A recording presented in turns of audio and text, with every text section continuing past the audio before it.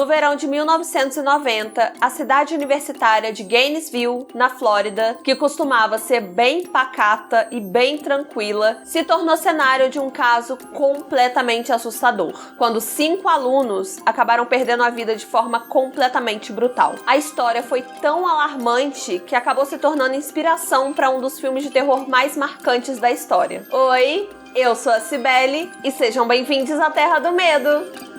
Hoje a gente vai falar sobre o caso do Danny Rowling, que ficou conhecido como o Estripador de Gainesville. E esse caso foi o que inspirou Pânico, de 1996, que a gente já falou aqui no canal. Link no card e na descrição. E que a gente aqui na Terra do Medo, a gente é completamente apaixonado. Esse filme é incrível. Mas o caso real é muito, muito triste. É ele que a gente vai abordar agora. Mas antes, confere aqui embaixo se você tá inscrito na Terra do Medo. Gente, é muito importante você conferir. Mesmo se você já se inscreveu, confere. Porque pode ter dado algum tipo de ruim. E dá uma olhadinha nos nossos programas de apoio. Aqui na descrição tem tudo. Tem algumas recompensas bacanas. A gente também tem o Seja Membro. E esses apoios ajudam muito o canal a se manter, a gente a continuar produzindo conteúdo. Então dá uma olhadinha, vai que vocês gostam. E participem do nosso grupo do Discord. Tá aqui tudo na descrição. Vamos então pro caso de hoje.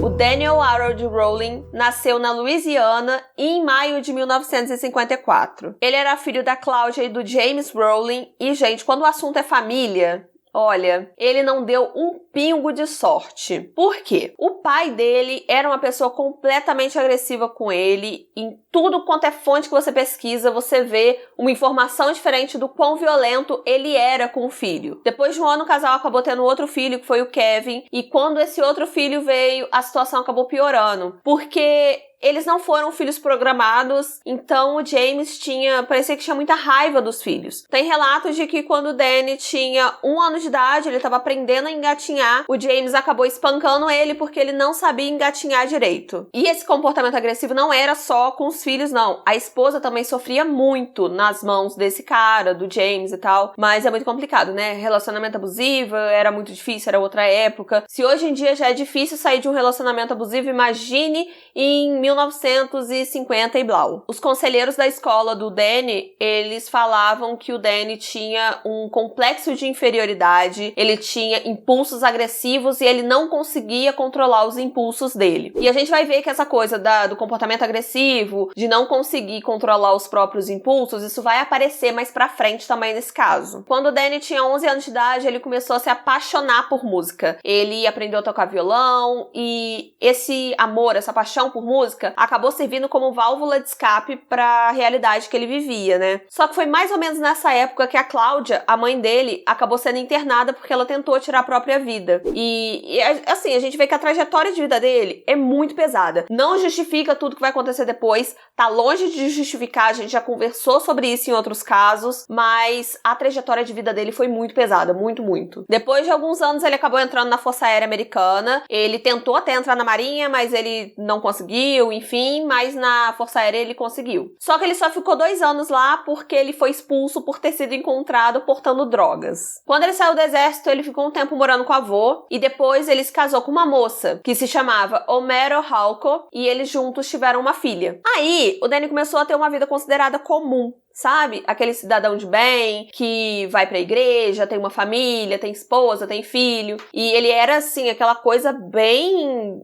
cristão mesmo, sabe? Cristão de bem. Só que essa vida tranquila acabou não durando tanto tempo. 4 anos depois, em 1977, ele acabou se separando da esposa porque a esposa pediu o divórcio e fugiu com a filha porque ele tinha ameaçado ela de morte. E tá certíssima. Eu acho que é sobre isso. Qualquer sinal de que esse o relacionamento que você tiver tá se tornando um relacionamento abusivo, tá indo pra um caminho que não é pra ir, gente, ó, se tiver oportunidade, cai fora, na primeira oportunidade. O Danny acabou ficando bolado. Ele ficou muito puto com isso, ele não gostou da esposa dele ter ido embora, de ter se separado dele, então ele resolveu violentar uma mulher que era parecida com a esposa dele.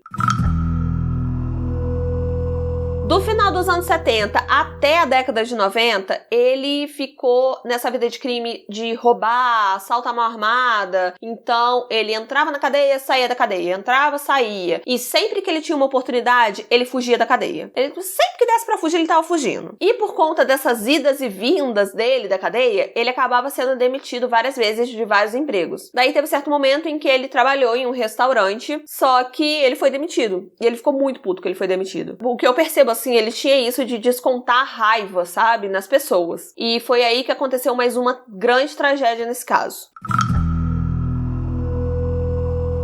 3 corpos foram encontrados em Shreveport, que é onde o Danny morava. E essas pessoas eram a Julia, de 24 anos de idade, o William, que é o pai da Julia, de 55 anos de idade, e o sobrinho, que é o Sim, de 8 anos de idade. A família estava vivendo a vida tranquilamente, feliz, de boas, quando um cara entrou na casa deles e tirou a vida deles a facadas. Com a Julie, o homem, né, que invadiu a casa, que no caso é o Danny, a gente vai ver que é o Danny, ele posou, ele fez uma pose ali no corpo da Julie, sabe? Uma pose bem sexualmente conotativa, assim. Além disso, a Julie também tinha várias marcas de mordidas nos seios. Até então, esse caso era só mais um caso muito triste, sem solução, mas esse caso vai voltar lá pra frente, a gente vai falar nele de novo. Em 1990, o Danny estava ali numa discussão acalorada com o pai, até que ele sacou uma arma e deu 2 tiros no rosto do pai. Aí você pensa assim, morreu, já era, não existe mais. Não, gente, o homem sobreviveu. É muito louco, mas ele sobreviveu. Claro, teve sequela. A única sequela dele, assim, foi ele perdeu um olho e uma orelha. Mas ele sobreviveu. Só que aí a gente já vê a agressividade do Danny, né? Porque numa discussão, ele acabou atirando no próprio pai. Claro que o pai era um bostão, a gente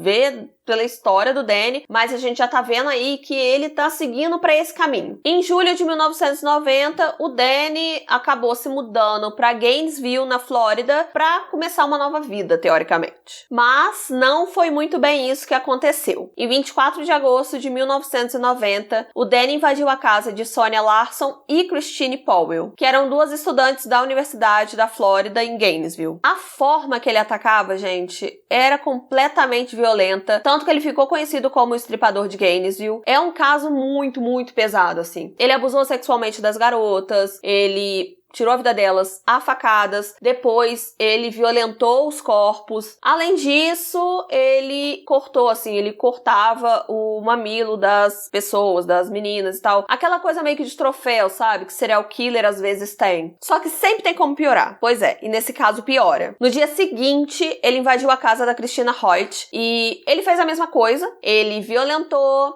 ele esfaqueou, ele removeu os mamilos. Só que nesse caso, foi tudo muito pior. Por quê? Adeus monetização agora. Mas enfim, ele cortou o corpo dela daqui até aqui, que é a parada que se chama estripar mesmo. Eu falei daqui até aqui, perto do pescoço até mais ou menos na virilha. E aí ele decepou ela, cortou a cabeça dela e colocou a cabeça numa posição, numa estante, num armário, enfim, em que a cabeça ficava olhando pro corpo. Era como se ele estivesse colocando ela pra observar o próprio corpo. Era uma coisa muito bizarra. Era pra chocar mesmo quem fosse encontrar o corpo. A essa altura do campeonato, a história já tinha se espalhado pela universidade. Tava todo mundo com muito medo. A polícia já estava investigando e os alunos estavam tomando o máximo de cuidado que eles podiam. Mas mesmo assim, o estripador de Gainesville, que é como ele já estava sendo conhecido, atacou novamente. No dia 27 de agosto, o Danny invadiu a casa de mais 2 estudantes, a Tracy Pauls e o Manuel Taboada, os 2 com 23 anos de idade. Tudo aconteceu da seguinte forma: o Danny entrou na casa, foi no quarto do Manuel e chegando lá, eles tiveram uma luta corporal muito bizarra, em que o Manuel, ele tava tentando sobreviver mesmo, de qualquer maneira. A Tracy, ela começou a ouvir uma parada estranha. Isso não tá normal, peraí, deixa eu ver o que tá rolando. Aí ela foi até o quarto do Manuel e viu o que tava rolando. Nesse momento ela pensou assim, não, vou tentar escapar. Ela correu, se trancou no próprio quarto, mas não adiantou de nada. O Danny conseguiu tirar a vida do Manuel e depois ele foi lá e conseguiu tirar a vida da Tracy. Só que o que é diferente nesse caso? Ele não estripou. E a polícia não entende muito por quê, mas tem-se o palpite ali de que ele ficou com medo e realmente faz muito sentido. Por quê? Até então ele só tava atacando mulheres. Então possivelmente ele nem sabia que esse cara tava lá, ele não tava esperando e ele perdeu muito tempo tendo essa briga, essa luta corporal com ele. Então provavelmente ele tava esperando que tivesse só mulheres ou só uma mulher, só que aí tinha um cara, ele acabou lutando, o cara devia ser forte, enfim, e ele só tirou a vida das pessoas e depois correu, sabe? É uma das teorias que mais se acredita, assim, porque não tem muito como saber por quê, mas se imagina que é por causa disso, e faz sentido. A universidade fechou durante uma semana pra acalmar os ânimos, pra ver se não morria mais ninguém, talvez. Os alunos, gente, já estavam tomando todas as precauções, ninguém andava sozinho, todo mundo tava andando em grupo o tempo inteiro, ninguém saía sozinho. Tinha aluno que andava com taco de beisebol pra lá e pra cá, pra se defender. Quando os alunos moravam juntos, assim, que nem esses estudantes que acabaram morando na mesma casa, quando eles dividiam a casa, às vezes eles dormiam por turnos, assim. Um dormia enquanto o outro ficava acordado pra ficar de vigia. Então imagina, cara, a tensão que esses alunos não estavam, sabe? Cerca de 700 alunos nem voltaram para a universidade. Eles cancelaram a matrícula ou pediram transferência porque ficaram realmente morrendo de medo. E, nossa, é muito justificável.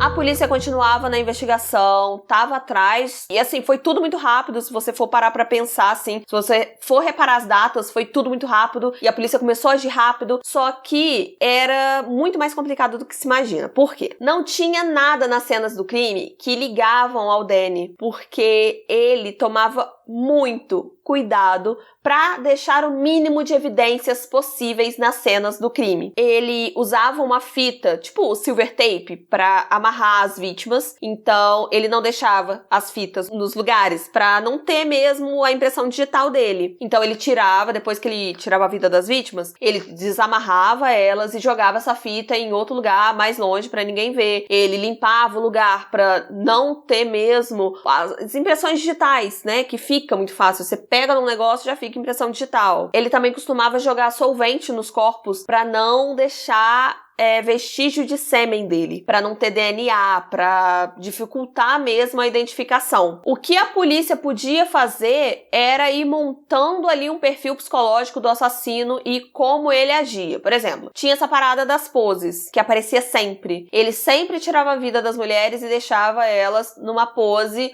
sexual ali. Ele meio que humilhava as vítimas dessa forma. Deixava as pernas abertas, numa posição bem estranha, bem humilhante mesmo. Agora, só um spoilerzinho pra vocês. Você pode limpar a cena do crime à vontade. Assim, você pode jogar solvente, pode limpar os objetos, pode fazer o que você quiser. Só que uma coisa é muito difícil de você limpar, que é o DNA. Porque quando você tá limpando o DNA, você tá deixando o DNA. E isso vai ser muito importante pra esse caso. Guardem isso. Enquanto isso, ele não tinha parado com os roubos. Ele tava roubando casas, ele tava roubando postos de gasolina. Então, ele tava lá na atividade até que certo dia ele foi pego em Ocala, porque ele fez um assalto e fugiu da polícia em alta velocidade e a polícia acabou pegando ele. E sim, gente, ele foi pego por roubo e não pelos assassinatos. A polícia não sabia que estava pegando ali naquele momento o estripador de Gainesville. Isso aconteceu no dia 8 de setembro, 2 semanas mais ou menos depois dos últimos assassinatos. Daí a investigação continuava e a polícia começou a desconfiar de que o ataque à família Grissom tinha a ver com o ataque do estripador de Gainesville, porque algumas coisas nesses dois casos estavam muito parecidas. Por exemplo, a Julia, que era da família Grissom, ela também tinha sido deixada em uma pose sexual, igual o estripador estava fazendo em Gainesville. Além disso, tem também a questão da arma do crime, que era uma faca também, então tinham coisas parecidas. Mas foi só em janeiro de 1991, 4 meses depois disso, que a polícia conseguiu encontrar um suspeito para o caso. Por conta das semelhanças desse caso, o que a polícia fez?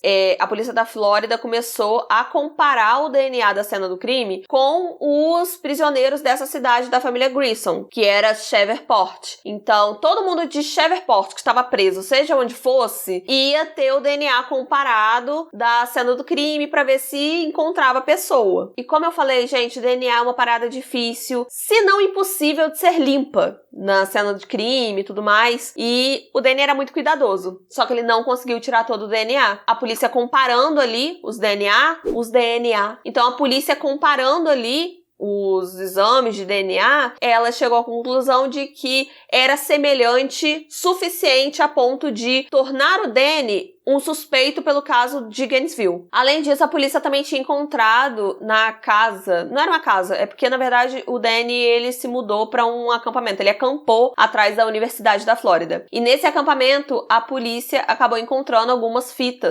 cassete, em que ele acabava falando sobre os crimes dele. O Danny Rowling confessou ser o estripador de Gainesville em fevereiro de 1994, um dia antes do julgamento dele. E a mãe dele deu depoimento, ela falou sobre a infância muito difícil, sobre os abusos do pai dele, né, como o James acabava lidando tanto com ele, quanto com ela, quanto com o Kevin, que era o irmão do Danny. Além disso, um psiquiatra deu depoimento também e falou que o Danny tinha uma outra personalidade, em que essa personalidade que tinha um nome era Gemini, e essa personalidade que era responsável por todos os crimes que ele cometeu. Mas outros 2 psiquiatras também deram depoimento, mas eles falaram que, apesar dele ter esse transtorno de personalidade, realmente ele tinha, apesar disso ele tinha muita noção dos crimes que ele estava cometendo, ele sabia que era errado, ele sabia que não era pra cometer isso. E só a cargo de curiosidade, assim, tem alguns casos que realmente a pessoa tem várias personalidades. Então é muito complicado. Só psiquiatra mesmo, médico, pra saber se era mesmo isso ou não, e estudando o caso da pessoa. Porque tem alguns casos que a pessoa tem, sei lá,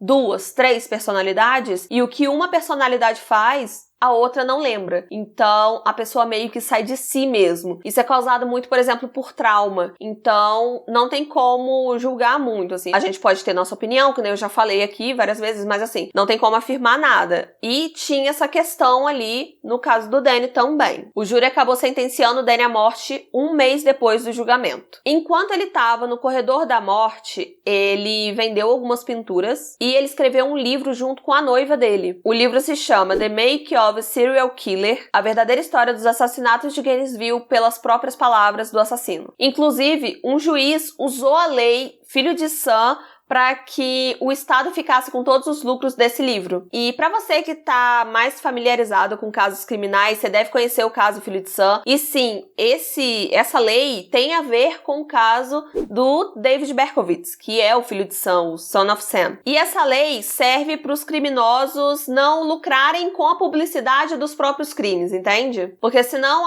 beleza, pode ser que vale a pena cometer um crime, porque eu mato uma pessoa e depois eu escrevo um livro sobre isso e, pelos olhos do assassino. Então, para isso que essa lei existe. E foi em 1994 que o Kevin Williamson teve ali contato com a história do estripador de Gainesville e teve a ideia de escrever um roteiro pro filme que viria a ser Pânico, de 1996, que a gente já falou aqui no canal, já deixei no card, o link tá na descrição já pra vocês verem depois que esse vídeo terminar. E acaba que a história do filme não se assemelha tanto com o caso, né? O que mais se parece é essa questão de ter jovens estudantes fugindo e temendo um assassino que decidiu tirar a vida de pessoas, de estudantes, de jovens. Inclusive, a gente já falou no podcast sobre esse filme, e o nosso podcast é dividido por temporadas, e nessa temporada a gente tá falando só de filmes que foram baseados em casos reais. Então fica de olho, se você não segue nas plataformas de áudio, já segue, eu vou deixar aqui na descrição também. O Danny Rowling ficou 12 anos no corredor da morte, porque a gente pode achar que a pessoa é condenada à morte e logo depois disso já é executada, mas não. Tem gente que fica bastante tempo no corredor da morte, sabe? E ele ficou 12 anos. Ele foi executado no dia 25 de outubro de 2006, não tem muito tempo, e quando foi perguntado pra ele quais seriam as últimas palavras dele, ele começou a cantar um hino gospel que dizia: ninguém é maior que ti, Senhor, ninguém é maior que ti. Tinham 47 pessoas assistindo a execução dele na sala de execução e tudo mais, e esse número era o dobro da capacidade dessa sala. Então tava todo mundo querendo ver ele realmente ser executado. Hoje em dia, na Universidade da Flórida, tem vários memoriais para homenagear as vítimas e foram plantadas 5 árvores, também em homenagem a essas vítimas. Deixa aqui para mim nos comentários, eu quero saber se vocês sabiam que Pânico foi baseado nessa história. E eu espero que vocês tenham gostado do vídeo de hoje, apesar de ter sido uma história bem pesada. E se você gosta de filmes que foram baseados em casos reais, assiste essa playlist aqui,